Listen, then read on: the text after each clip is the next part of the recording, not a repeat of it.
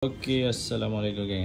Ni dah siap ni 23G. Kita ada satu yang ni TDO5 23G ready stock So ada yang kalau nak buat datang je bawa tray in. Jadi tak perlu tunggu lama-lama, benda yang dah siap. Ni 23G.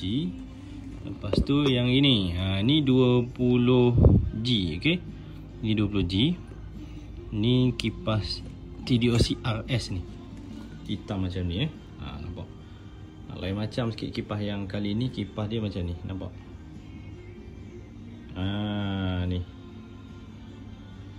Okey, ni nampak. Okey, kita ada yang 20G.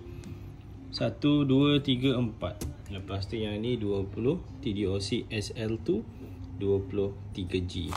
Lepas tu kita ada YRV. Okey. YRV yang dah siap billet. Ni nampak. BB ball bearing. Okey. Kita ada dua. Satu dan yang ini lagi satu. Okey.